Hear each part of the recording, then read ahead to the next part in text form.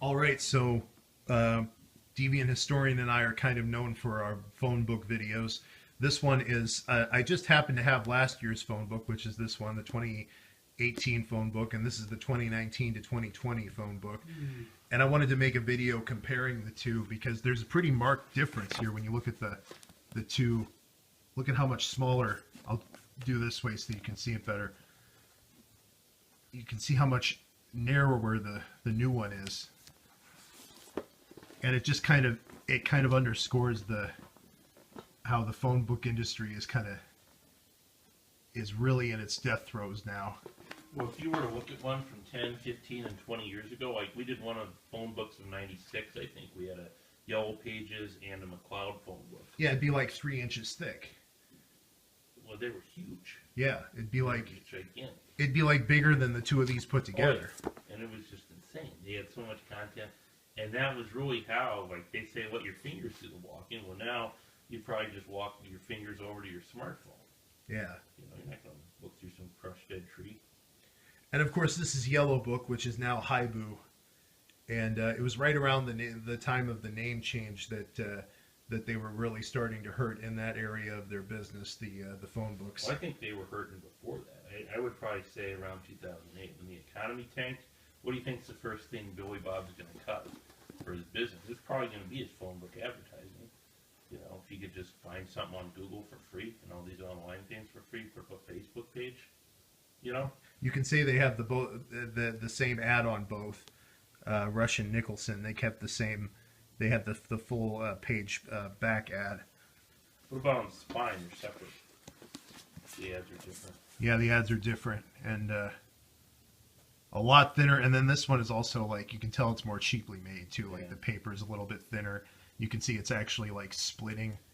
Well, and I looked through it, and what's interesting is, and there's another phone book that I'm not going to display here. That's the one for the town that I'm in.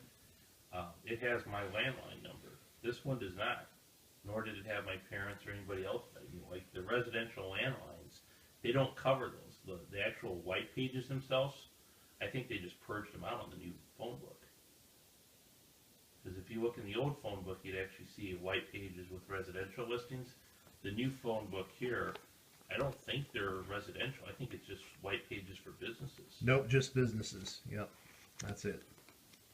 Which I think the cell phone is a big factor of that too, because cell phones never got listed. You know, and the majority of people have cell phone numbers, or people just aren't looking it up anymore. Yeah, like even the people who have landlines, they're almost like a decorative piece. They're not like real functioning phones. Yeah. Like they still have a cell phone that's like if you really want to reach me, you got to call my cell phone number instead of my landline. Well, a lot of people just have them for emergencies or because it got bundled with their cable deal, like their cable and internet deal. Because like there are a lot of those, right, where you get cable internet and then the landline. Yeah. Well, they get reimbursed the cable. Whoever has the phone line, there's federal reimbursement money to get landline phone service. Yeah. For offering that, so that's why they do it. I'm gonna look and see if the pages are numbered so we can actually get a real page count here. 286 pages for the 2018, and then for the 2019, we're down to 82 pages. Or no, wait. Yeah. No, wait, no. That's just for the white pages. So there were 280 white pages there. Yeah. And then 82 white pages. Okay, go to yellow and yellow. Compare yellow to yellow. Yellow to yellow is 461 for the new one, and then for last year's we're at 500. So they obviously lost some advertisers. 543. So is that about 100 down? Yeah. So it was in the 500s, now it's in the 400s, and it's visibly smaller. I mean, this is not a, you know, I mean, it's not a huge city, but still, you look at that, that's what you would have expected, like maybe a town of like, you 20, know, yeah, like 20,000 20 years ago. So like, I mean, it's almost like it's a magazine now. You know, it's declined from an actual book to magazine status. Yeah, it's like the yellow pamphlet. You It's like, know, if they're gonna have a yellow postcard, they'll just mail it there, and they'll have a QR code. You just snap a picture, and then another thing I've noticed over the years is that they take the front picture, the cover picture, less seriously as the years go by. Huh.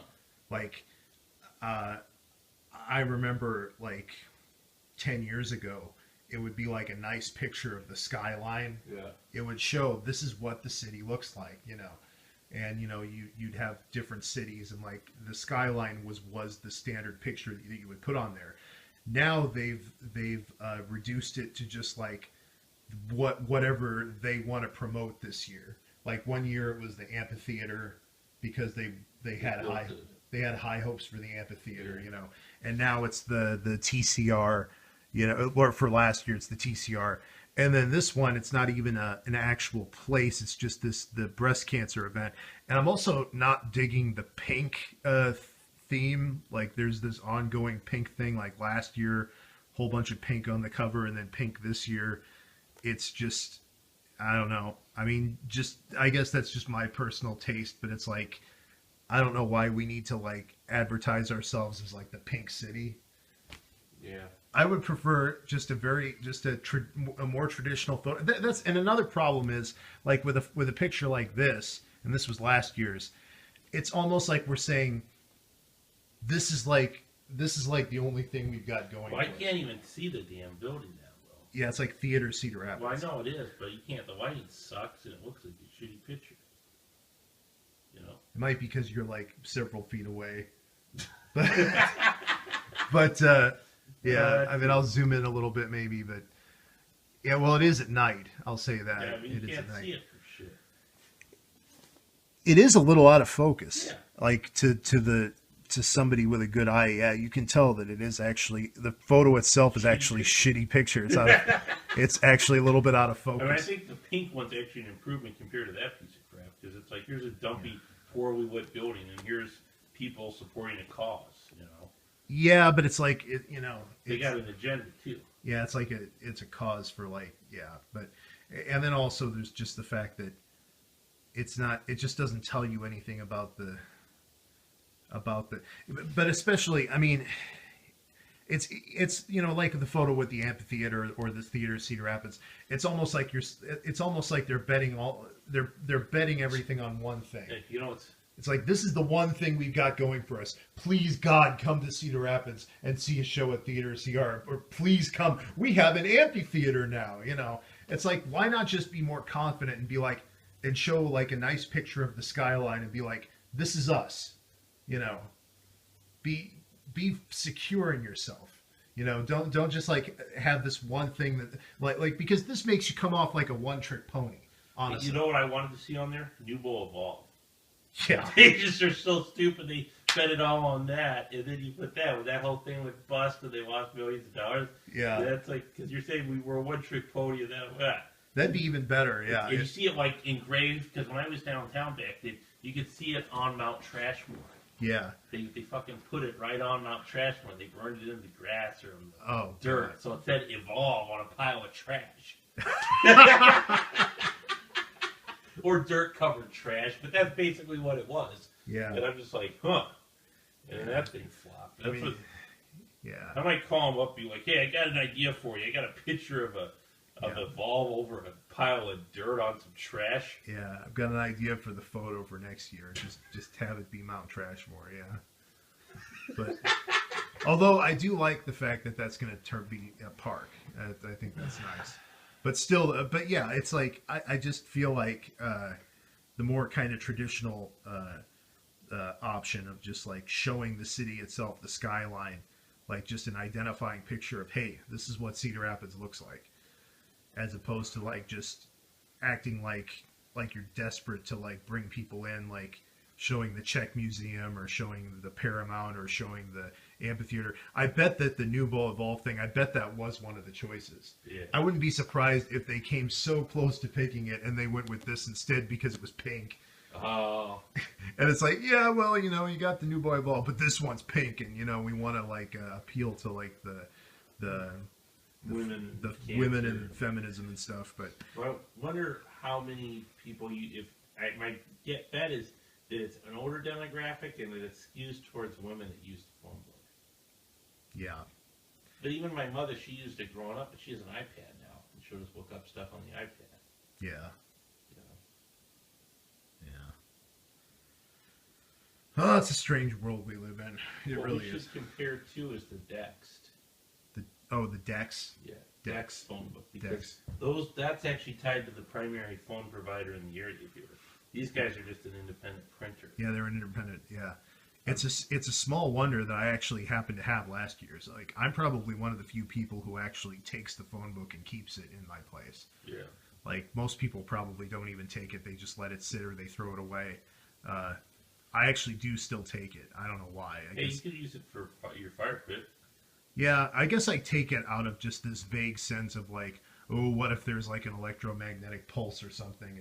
But then the cell phones wouldn't work, so I couldn't call So anybody. you got like a fresh dead tree. I guess you could still look up the addresses, but I don't know, or just something goes wrong with the somehow for some reason I'm not able to get internet or something, and it's almost like a backup thing. But honestly, I probably shouldn't even take it. But I guess out of some weird sense of tradition, I still take it, and so I still had last year's. And then when this year's arrived, I thought that'd be a good idea for a video, actually compare the two. I think these guys could have been the next GoDaddy if they did their websites and their digital stuff like 20 years ago. And then, well, what they did is they waited until the economy tanked and half their advertisers left and all of them already had websites to kind of swap together something and get into that market. I will say it was a decent place to work at one time. Yeah. I can't speak for now, and I have people who would say otherwise about what it's like now. But, for a while there it was okay. I don't approve of the Haibu change. I think they should have just stuck with. I think that people would have accepted. Yellowbook makes websites now. I mean, I think they would have accepted that. It's like, okay, it's simple. It's just a simple. Okay, well, of course they would make websites now because they're trying to advance into like internet stuff, and Yellowbook has a website division. Of course they do. That makes sense. I don't think that the name change was necessary. No, just confused it and diluted the brand. Yeah, they could have just had an ad campaign where it's like, guess what? Yellowbook makes websites now. Get your Yellowbook website today. I mean, it was already a well-known name. Whereas like Haibu, I mean, people would mispronounce it. People would Hibu? call in and be like, "Is this Hibu? What the hell is Hibu? What the heck is going on? I'm scared." Yeah. Anyway, yep, we've got last year's and this year's very marked difference. I would say this one's about half as thick, really, maybe just barely over half. It's really showing the kind of how things are advancing when it comes to like the death throes of the phone book market. I'm honestly shocked it's still printed. Yeah, it is a little surprising. Maybe next year it won't even be. That'll be 2020. I mean, this is the 2019-2020. Next year would be 2020-2021. And maybe it won't even be printed next year. We'll have to follow up on that next year. I'll go ahead and hold on to this one, and then maybe we can do a follow-up a year from now. All right. Well, I think that pretty well covers it. It's pretty much going to hell. They're doing the to stop delivery of this directory. Visit yellowpagesoptout.com. It's right on the front cover of last year's too, not just this year's, but last year's. It says right on the front how to stop getting this thing. Well, there's been in a lot of liberal areas on the West Coast. There's been class action lawsuits against phone books for like the last 10 years. Yeah. Where they're saying this is polluting the environment. I don't want this thing, so they had to do like opt out or something. Yeah. But there is such a thing as like what do they call it? Like electronic pollution or spam and garbage. Yeah, or just like the electricity that it takes to look something up on the internet. That takes a certain, that creates a certain amount of greenhouse gas, or I don't know, something like that. But yeah, both, yeah, last year's 100% recycle. It says 100% recyclable, not recycled. So that's a little bit of Weasley wording there, because they don't say 100% recycled material. They say it's 100% recyclable. Yeah. So there probably is some virgin paper. But do you happen to know if the paper was sourced locally? Was it sourced from that? No, it was not sourced locally. No. I mean, I think they found the cheapest bidder and they did that. If you open it up, though, I think somewhere in there it will say what percentage of it is actually printed on recycled paper. Our books contain at least 40% post-consumer waste. Is a member of ADP. Is that right on the inside cover? Yeah, on here it is. Here, you can look at it here. It says